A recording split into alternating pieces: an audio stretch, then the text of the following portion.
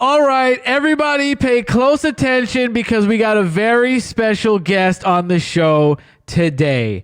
Joining us right now, we got none other than Diann, and she's going to be telling us all about her experiences with epilepsy, as well as she's going to be telling us about her new podcast, Figuring Out Epilepsy. Sam, thank you for coming on. Thank you. Thank you for gracing us with your presence. I'm glad to hear that. So before we get into your experience with epilepsy, which I can't wait to hear about, I want to talk about epilepsy in general real quick, because prior to meeting you, I was under the illusion that epilepsy was one thing, and it was like, I guess the way they show it on TV or whatever, is like you see some flashing lights, you have a seizure, and that's it. That's epilepsy in a nutshell. But apparently that is not it at all, and there's way more triggers, right? Yes, absolutely. Can you go down? And there's over 40 different types of seizures too. So Really? It's not just what you see on television or in movies. So what kind of triggers, before we get to the seizures, because I want to know about that, what are the other triggers that can happen besides flashing lights? Some people have sex as a trigger. Some people What a sin. Oh my God. What? Yeah, some people have sex as a trigger. So What do you do at that point? Like, I hope you stop and help the there's person. no medication for that one? Well, the triggers, it all depends on the type of seizures you have. So The trigger is if the sex is too good or if it's bad or both. It doesn't matter. Maybe both. We'll just say bad so they can improve their game. Okay. So sex is a trigger. That's wild. I remember you told me music was one, which was fascinating. Music was one. Yeah. The different frequencies, I think it's what triggers it. And then stress, emotional stress, the menstrual cycle for women. What else? So you're having a seizure once a month? Yes, I used to get it every month around my period. Wow. Yeah, my first seizure was around like a week or so around my first period. Wow. My first seizure around my first period. No way. So there's just a myriad of different triggers and you don't know until boom, something happens. Yeah, and throughout your epilepsy journey, you're kind of figuring out what triggers your seizures, what do you need to be careful with? Some people have weather, like if it's too hot, it can trigger a seizure. No way. Yeah. I had no idea that it was that intricate. And then, so how many, you said there's 40 different types of seizures? There's 40 plus different types of seizures. I don't know. It's different all the time, honestly. Wow. But laughing, actually, if you see someone just laughing and that can be a seizure. If you see somebody laughing or if you laugh yourself? If someone with epilepsy is just laughing, that could be a seizure. I think it's called like gelatic or something like that. Something with a G. It's a certain type of seizure where they're laughing. That's a type of seizure. Not if you see somebody laughing. Oh, okay. I had it mixed up. My bad. So somebody could be laughing and it's like, oh no, they're having a seizure right now.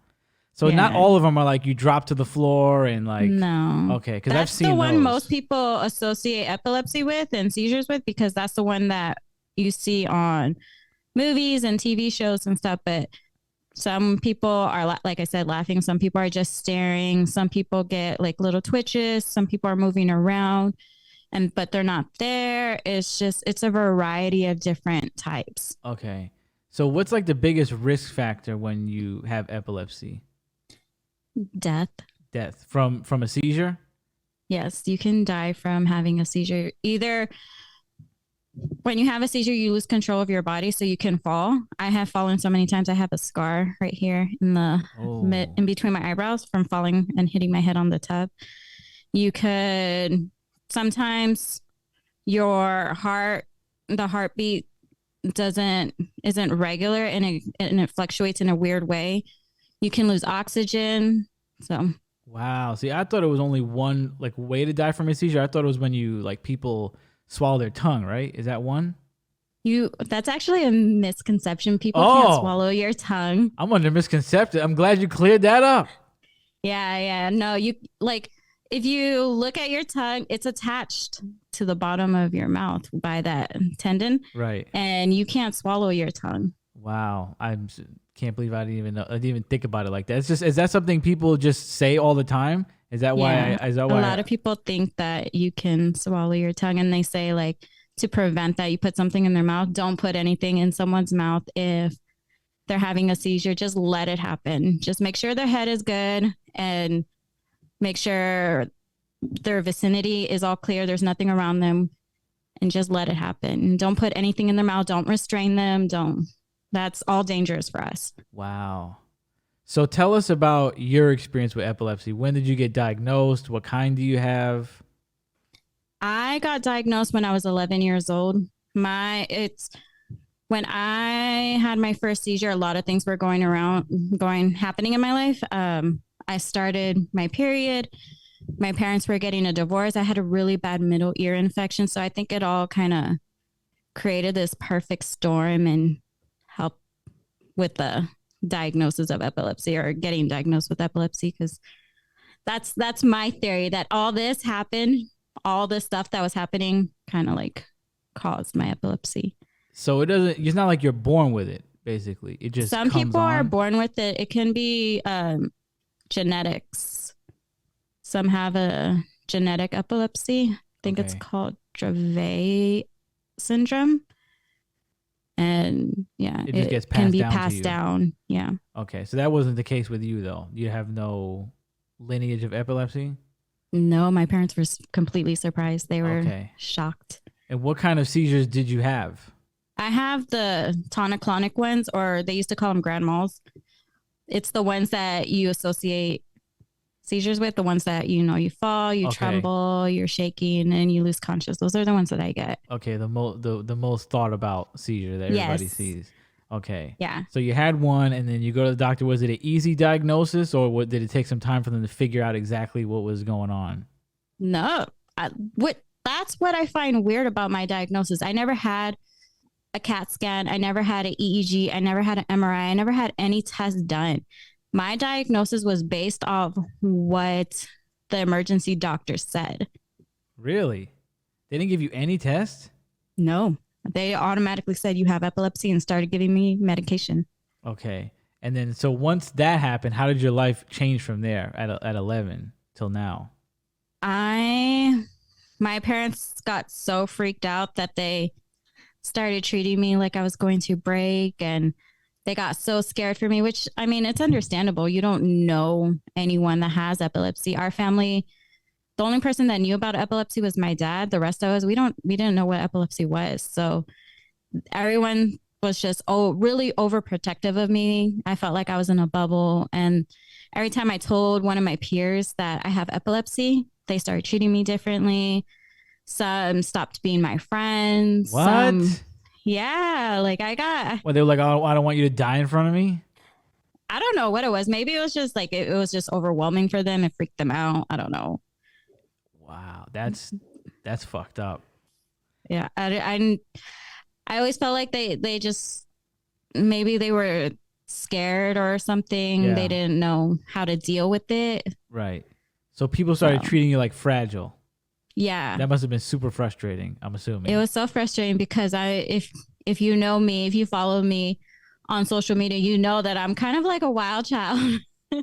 I like to be out there and doing stuff and having fun. And I don't really like feeling like I have to be living in a bubble. Like I get frustrated. Of course. So what are your main triggers? The one that I still have trouble with is my period, stress, emotional stress. And what I mean by emotional stress is if I'm crying too much, or if I'm just like, thank God I don't have epilepsy. I'd be too emotional. I'd be done. What else? If I don't eat well, another one for me. Okay. If I don't sleep well, that's another one. Okay. What else? Yeah. Mine are more based on how I take care of myself. And this is kind of, I'm assuming, over like a little bit of a prolonged period of time, right? Like not just one day of not eating well, but maybe like a couple stacked up, or is it just one day?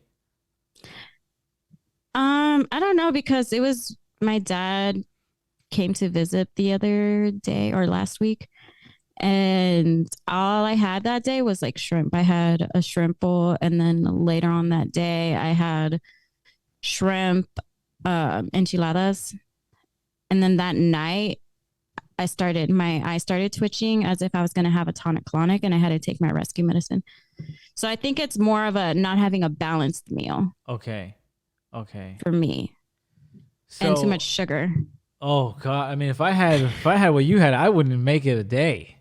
That's what I run off of: sugar, no sleep, barely any food, and tears. So you're like, that's how I survive. Yeah, this is my entire existence you're talking about here. So no, the no sugar is really hard for me. I still struggle with that all day. I'm sipping it all day. That would be crazy. That would be me. So what was like birthday parties and Halloween like as a kid after that? Would you kind of, it was a little depressing, or were you able to indulge once in a while?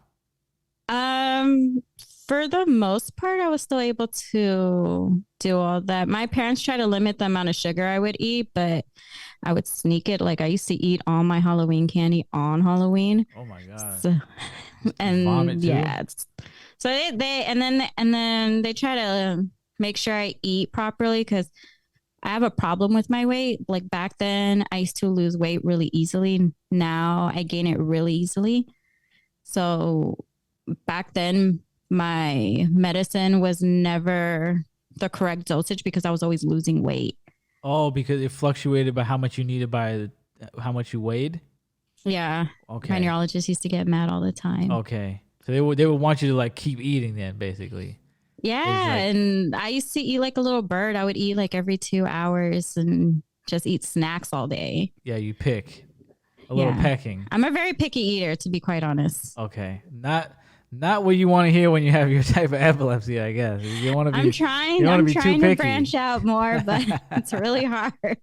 What don't you like, I guess is a good I'm question. really picky when it comes to like meat and chicken and beef and pork. Like I can't eat all of that. What don't you like about those? Like you can eat some type of chicken, beef, and pork, or you're saying you don't like any of it? It depends on who makes it and depends on what it is. Okay. Like, I would like when it comes to chicken, I would prefer the breast and the wings over the legs and thighs. That's what I'm talking about. When it comes to beef, carne asada is good if it's burnt. Okay. Like burnt, charcoaled. Yeah, I like it burnt. No, we need some blood. I think it's also the texture. I can't handle the texture. Okay. So yeah, Got it. Just pork, I just can't. So how did it affect you? Like, did it prohibit you from doing things after you were diagnosed? Did it like affect your life in a way where you couldn't do certain activities anymore, or did it really hinder you in any way besides friendships? I kind of didn't really let it. I kind of just tried to live my life as normal as possible. And honestly, like back then, I used to lie to my parents a lot about things that I was doing. It's like, no, I ate today. Don't worry about it. I ate a lot. Don't worry about it. Yeah, like I used to tell my mom that I'd be going at a friend's house and we were just gonna stay there and we weren't gonna do anything bad, but we would sneak out to like clubs and stuff and be out all night. So that was the lack of sleep right there. Yes. Come home with bags under your eyes and be like, oh no, I slept. Don't worry about it. You just got bags under your eyes. You took eyes are bloodshot. Yeah. Yeah. I used to party a lot back in high school and drinking a lot, and I tried weed and all that, and I didn't take it. Yeah, I was definitely going through my rebellious years back in high school. I don't suggest it for any youngster that has epilepsy. So that stuff, did the drinking and smoking affect you in any negative way? The smoking, I didn't like it just because it looked like my world was a cartoon. I felt like everything just got animated. Yeah. And I didn't like that. The drinking, it was more of the staying out all night, I feel like. Because I can technically drink and not have a seizure sometimes. But once you're up for a certain amount of time, that's when it kicks in. Yeah. If I were to drink, I need to eat properly. Yeah. I need to have like a balanced meal. Okay. I can't just eat junk like chips and a beer or whatever. You gotta eat a meal. Yeah. I like how you said beer with a meal like that. That doesn't count at all.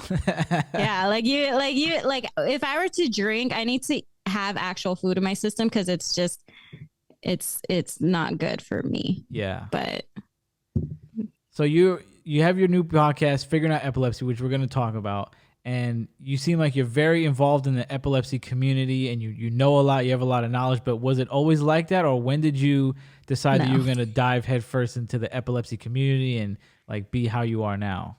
No, I just got into this this year. Really? I just started this whole social media journey with epilepsy in March. Okay. I was not a social media person. I barely posted. I'm a very private person, so I like to keep certain things to myself. And I didn't really get involved with the epilepsy community until 2020. That's when I first started following certain pages. Okay. So you weren't even in like message boards, a message board. I think I'm dating myself. I don't think there's any such thing as a message board now. Group chats or whatever, Reddit threads. So you weren't involved in the community at all online until 2020. No. What made you do that? After I accepted my epilepsy, I started branching out and was like, I wonder if there's any pages on Instagram about epilepsy. So I started searching there. And then little by little, I started branching out with other people. And then I was like, I want to help my community. I want to help people not be as stubborn and just deny their epilepsy like I did and not feel like they're alone just dealing with it. I wanted to help the epilepsy community. So that's the reason why I started my blog and then the podcast and started posting on social media and stuff. Beautiful. So how's that been going for you, being in the community? Do you feel any type of way? Do you feel like closer? How does it feel being in the community now? I wish I would have done it a lot sooner, to be honest, because they have been such help to me. They have helped me so much in just learning more different triggers and just talking to people and relating to people who have the same struggles as I do. I wish I would have branched out and stopped being so stubborn and deny my epilepsy. Right. Before we get into the podcast, I have probably 2 more questions about epilepsy. So what are the treatments that you can have? You said medication. I'm sure there's many different types of medication, right? Oh, there's so many. I went through like all of them. Oh, so that's probably the hard part, right? Is you have to then sort out what medication works for you, and that's probably a whole trial and error process, right? Yeah, that's probably the most annoying thing when it comes to epilepsy is finding the right treatment for you, because medication doesn't always help everybody. And if you are on the medication, there's so many different side effects and you have to do combination of medicines. I take 3 different medicines and some work better than others. And it's a whole process. Like you said, it's a whole trial and error type of thing. So now that you take the medications, or I guess you've been for a long time, right? Since day 1, pretty much? Yeah. Does it help when you're going against kind of what keeps you in line? So let's say you're on the medications like you're supposed to be, and then you skip a couple meals and you don't maybe you don't get the right sleep. Will that help kind of balance you out so you don't have a seizure? It's supposed to help it. What helps me the most is my rescue medicine. I take clonazepam as my rescue medicine, and if I feel like I'm about to have a tonic-clonic seizure, I take that. I go to sleep, and it prevents me from having a seizure. And everything's good. Okay. Yeah. That's a cool name, the rescue medication. That's what it sounds like.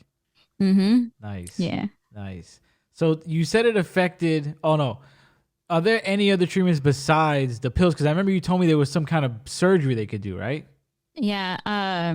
So they can do brain surgery where they'll take out the piece of your brain where the seizures start. They'll take that one out, or they can do the laser brain surgery where it's like they destroy that part of your brain where the seizures start to get rid of the seizures, or they have something called VNS, which is like a little pacemaker type of device. They'll implant it underneath your skin, and the wire will go to, I hope I'm saying this correctly, the vagus nerve. And that's supposed to give like electrical impulses to that nerve to your brain, so it prevents the seizures. They have RNS, which is basically the same thing. They have the deep brain machine, where it's like it's implanted, I believe, deep within your brain, and that one gives electrical impulses all the time. There's the keto diet. The keto diet was originally for kids who didn't do well on medication. There's medical marijuana, the CBD oil, just lifestyle changes too. So there's a lot you can do in terms of surgery. I'm sure Elon Musk is working on one with the Neuralink too. I'm sure he'll debut something, because I heard he was trying to cure blindness with that thing. You know what the Neuralink is, right? The thing they're gonna put in your brain and stuff. It's like a little chip, I think. I've heard something about it. I didn't do too much research on that. Yeah, it is gonna be. I'm sure we're gonna be putting it in our heads in no time. All the rich people, at least. And I heard they're gonna try and cure blindness with that. But I'm sure epilepsy will be on the list. Have you thought about doing some of the surgeries? I don't know if I qualify, because you have to qualify. It depends on what where the seizures start. And really? Yeah, I and how severe it is. I have epilepsy. Let's get this going here. I think that should be the only qualification, no? Right. You would think. I have never even seen an epileptologist. I hope I said that right. Epileptologist. They specialize in epilepsy. I've never even seen a specialist for epilepsy. You should get one of those guys on your show. That way you get a free consultation, basically, like that. I know, right? That's how you got to do it. Get a Thinking free consultation on your show. There you go. So it wasn't even an option for you then. That's wild. No, for me, my treatments have always just been medications. I'm the one who branched out and started looking at different types of treatments and stuff, and realizing that there is an epilepsy, or it's called catamenial epilepsy, and that's based on the woman's hormones. So a lot of women actually have more seizure when it's around their period. Okay. And this is something your regular doctors or whoever you see never brought up to you about any of the surgeries or any of this other stuff? Nope, no surgeries. They never mentioned catamenial epilepsy. I learned that by the different epilepsy accounts I follow on Instagram and doing my own research. They have never mentioned that. My mom and I have been fighting with my doctors since I got diagnosed, telling them it has to do with my hormones.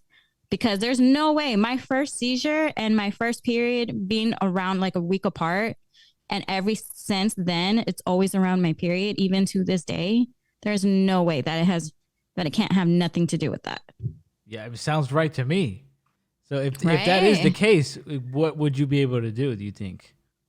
I don't know. I don't know what treatment you can do. Right now, what they're having me do is take my rescue medicine a couple of days before my period starts. Okay, that seems smart.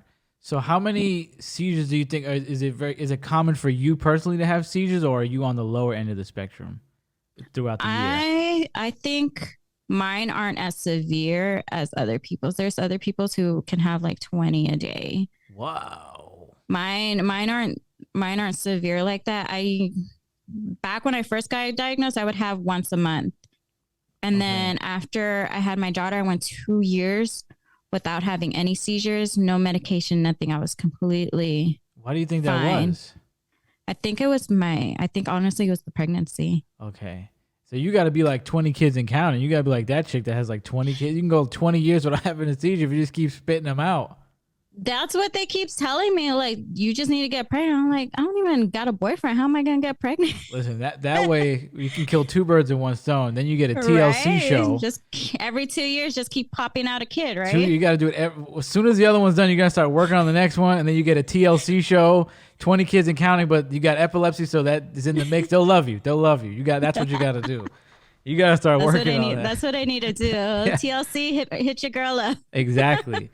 So is that super stressful for you to know, okay, I have seizures once a month. Like, when is it going to be? If it's going to be, is that something that just like constantly weighs on you as the month goes on? Yeah, the anxiety of when my next seizure is going to be is crazy. And when you wake up in the morning, you never know if it's going to be a good day, seizure free, you're feeling fine, you're not tired, you don't need that nap during the day. You're none of your triggers are happening. You don't know what kind of day you're going to have with epilepsy. Right. It's always something different. Right. So you said it's usually about maybe once a month you have one seizure. Are there other ways that it affects you throughout the day, daily? Now I don't get it once a month. Now it's like every few months.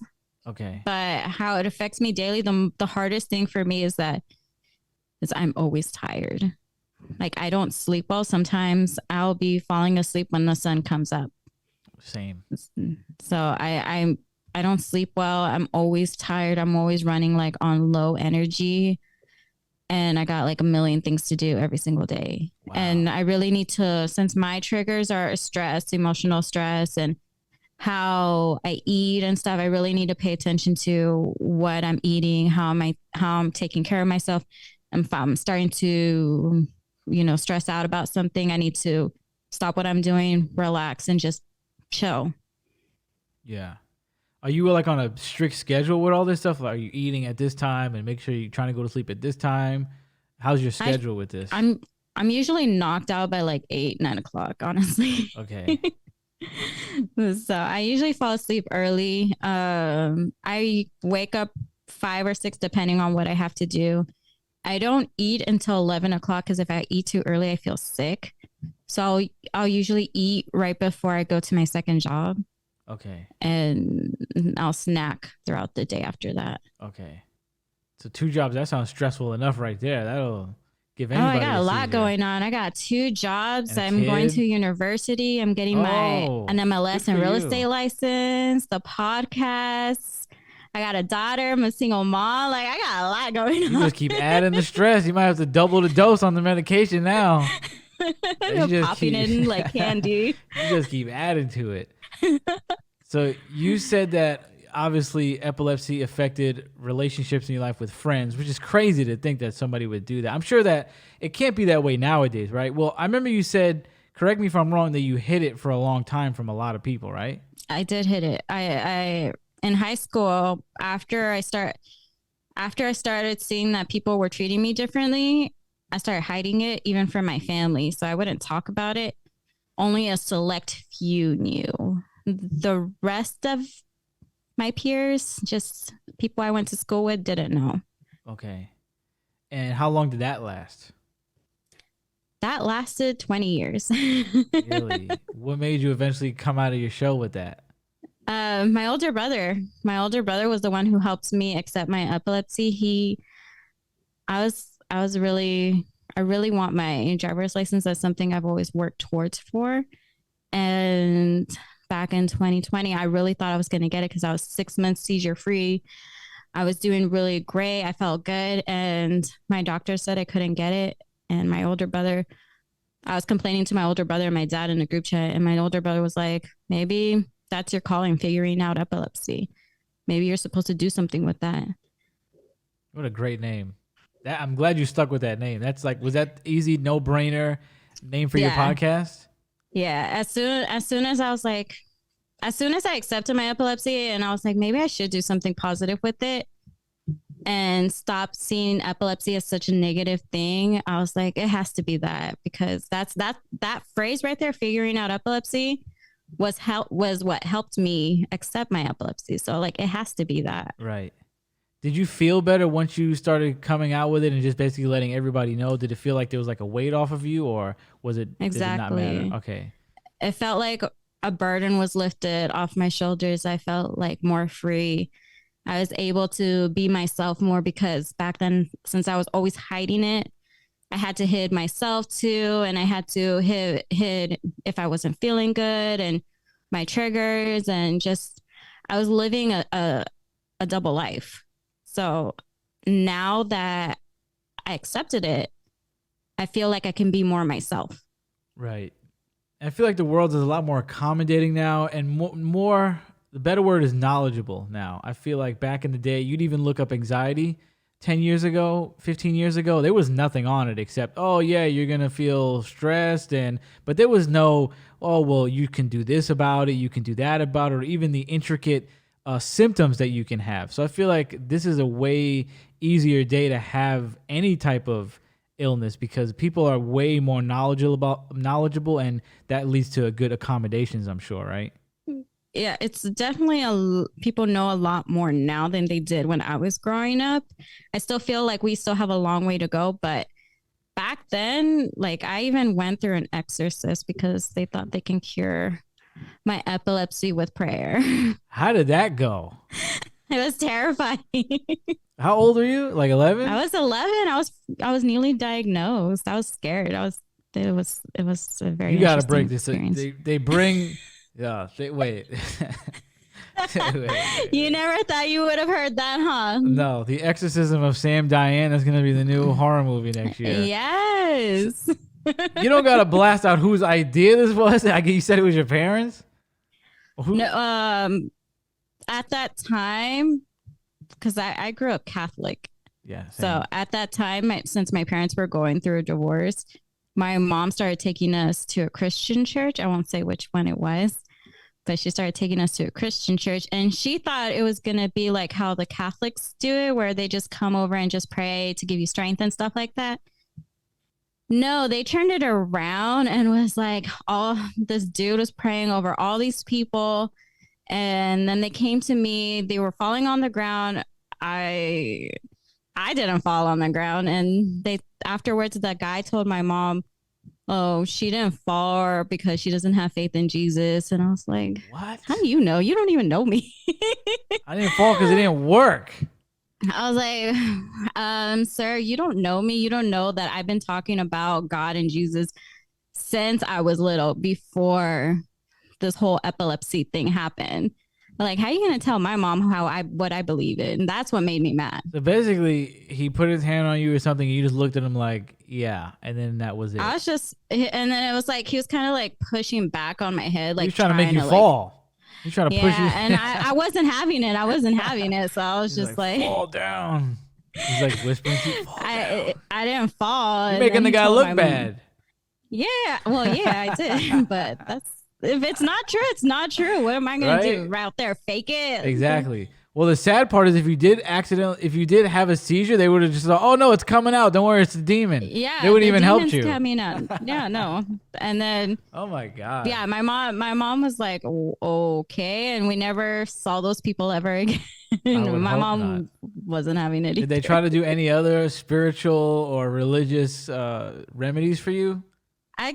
Sometimes some ladies come up to me, because I know people from different churches. Sometimes some ladies will come up to me and be like, let me pray over you. I'll cure your epilepsy. I think I get that one the most, because I'm actually a religious person. I am very religious, but epilepsy does not come from a demon. I don't have epilepsy because I'm possessed or anything. I get where that idea comes from.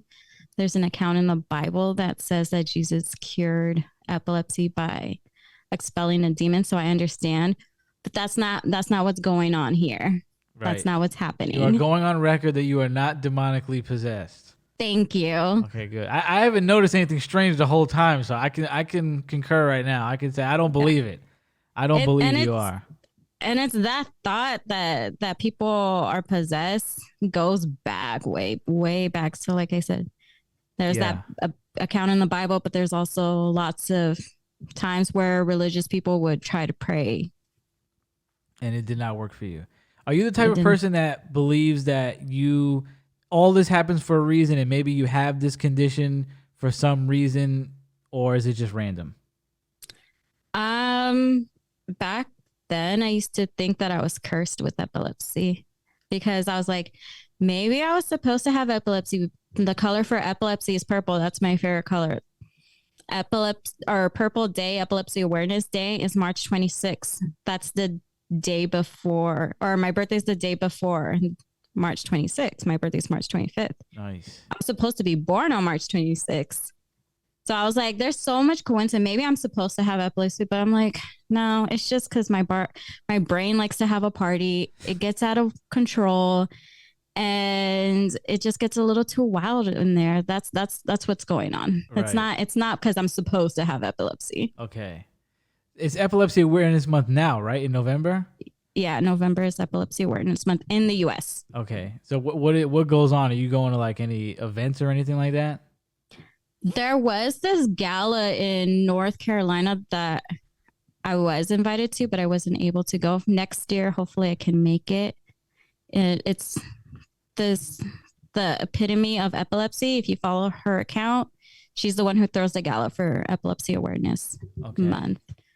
Nice. I'm sure you'll be going to many events after this because you just got into it. So yeah, sure I just started this year. I'm still meeting people, and exactly. We'll see. Did epilepsy affect you in romantic relationships at all? Yeah. Negatively? That sounded negatively. That didn't sound good. Yeah. That wasn't. Yeah. Okay. Yeah. I was told that no one could love me because of my epilepsy and no one would want to deal with my epilepsy. I was also made fun of for having accidents when I have seizures. Like, wow. They don't get much worse than that. Yeah. That's horrible. I'm sorry you had to deal with that. That's crazy. Thank you. Wow. So let's get on a happier topic than that. Let's shift gears. So you started your podcast this month? Yes. Right?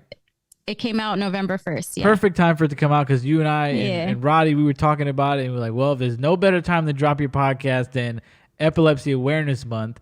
What made you want to start your podcast? Well, when I had my blog, I was thinking about having a podcast because I wanted to do interviews with my family and friends, kind of get their perspective on what it's like having a loved one with epilepsy. Because I always said epilepsy not only affects the person that has it, but also the people around you. So I wanted to get their perspective. My dad brought it up. He was like, hey, why don't you start a podcast?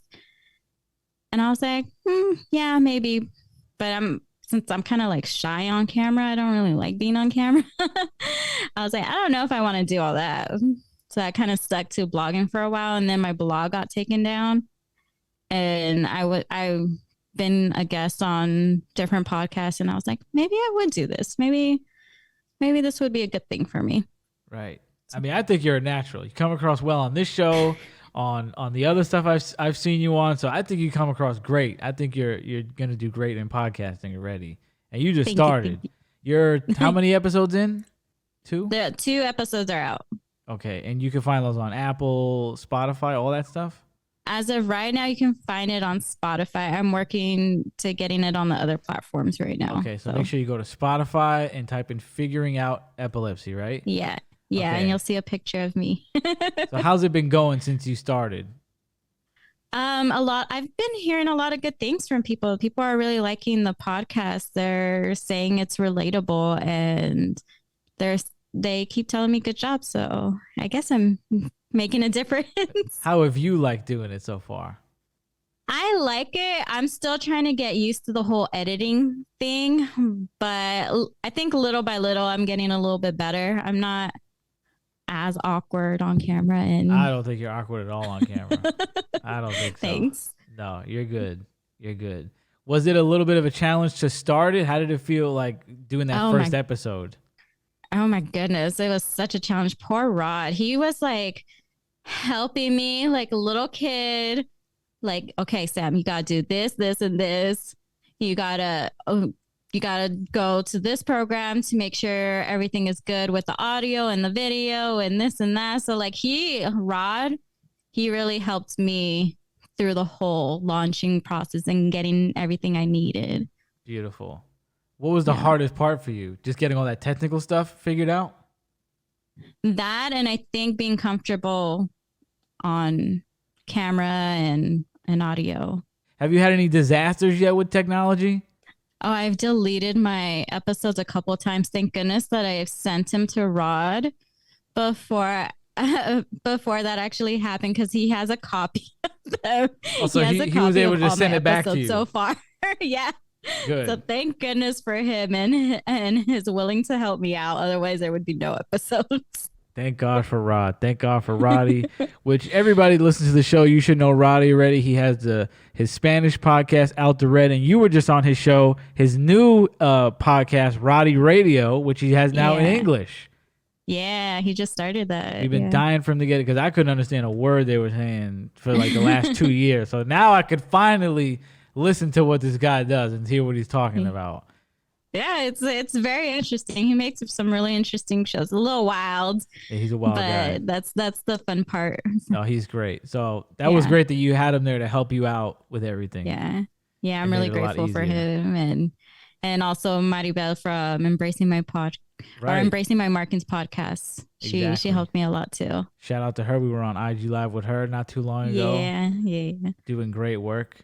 So that's great. So you no signs of slowing down. You're enjoying doing the podcasting. You're not gonna. You're in for right now for the long haul. It looks like. Yes. I'm in it. I'm already planning several episodes ahead of what I'm going to do.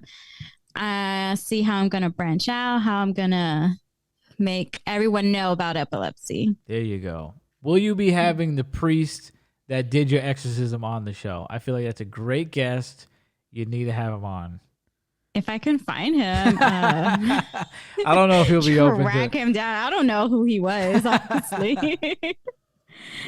I don't think he'll be open to that at all. Right. But you should definitely get one of the specialists on. I think that'll be a good episode and a good idea. I think so. There is a doctor on Instagram that I follow and I talk to every once in a while. Maybe I can get her on the show. Beautiful. And I also want to get some other epilepsy accounts that I follow. And then Miles Levin, he created a short film about epilepsy. I would love to have him on the show. So there's a big epilepsy community and big world online. Were you surprised about that? Because you never really looked for it, right? I was so surprised. I didn't know we were out there like that because I always hit it and pretended like I never had epilepsy. I thought everyone else did the same thing, but I was surprised. It's actually a pretty big community. Do you meet people that were like, well, I wasn't going to tell you, but I'm also epileptic too. But since, now I know you have it, I'm going to come out and say it too. Do you know any people that were also covert with it too? As of right now, no. Okay. So you haven't met anybody that was like, oh, me too. No. Wow. As of right now, the people that have epilepsy that I know are the ones that I've met online.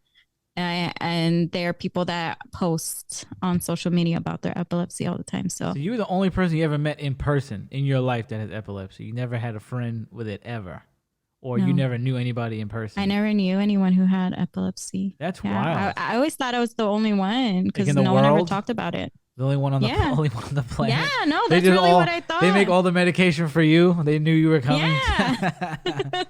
That's what I thought. I really thought I was the only one living with epilepsy. And it really feels like that a lot of the times because even when you try to talk about it, a lot of people don't understand exactly what you're going through.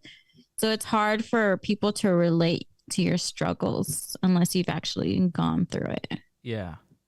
Well, I hope this episode gave everybody a better picture of what epilepsy is like. It was definitely an episode I wanted to do for a long time. So I'm glad that you and I met because it's something I did want to. I never really knew anything about epilepsy. And it's something that always interests me. So thank you for coming on and enlightening all of us because I need to be enlightened at all times. I need to be. I always Thank you for having me. Now I know that you cannot swallow your tongue, so I'm happy to know that. Yes, and especially, did you hear that Brooke Shields just had a seizure? Who is that? Brooke Shields, I know she's the an name, actress. but she's an actress. Blanking on I'm blanking on who she is now. I'm thinking of Sandra Bullock. Brooke Shields. I don't remember her. Brooke Shields. Oh, I don't. I'll have to look her up after the episode. But you said she has epilepsy. She had a seizure. She drank too much water, and I guess that caused her to have a seizure. That's what I was just telling somebody about the other day. I was like, I know this actress drank a bunch of water and something happened to her, but I can't remember what it was. Yeah, she had a seizure, and it's a little bit of a controversy with the epilepsy community because she said that she was swallowing her tongue. And you can't swallow your tongue, so it's right. Now I know that. The epilepsy community are kind of like you're giving out wrong information. Right, you got people like me running around with this info, thinking we know what we're talking about. She got how much? What was she drinking the water out of the fucking hose? How much water could you drink to have a seizure? I have no idea. I guess she flushed everything out of her system and What just was she? caused What a was she trying to seizure. pass a drug test the next day? That's crazy. No, that's cranberry juice. Well, there you go. There's another tip for I'm you. just kidding. I don't know. Oh, yeah, we don't need to spread any more false information. That's what I heard. That was a rumor. I heard that. Oh, to Okay. pass a drug test, you drink a bunch of cranberry juice. Everybody I know just uses other people's pee. That's a big thing. People just use other people's pee, and that's it. So let us know anything else you want to tell us before we wrap this up. Anything else you got on your mind that you want to say? Follow me, Figuring Out Epilepsy, on all social medias. I'm especially active on Instagram, so you'll find a lot of cool information on Instagram. Go follow and listen to the podcast, Figuring Out Epilepsy. That's right. And listen to Roddy's podcast too, Alter Yes. Red and Roddy Radio. And listen to this podcast. Even though you listen to it right now, keep listening to this podcast. Never stop. Ever, ever, ever. Thank you so much for coming on, Sam. Thank you. Peace and love, everybody. See you next time.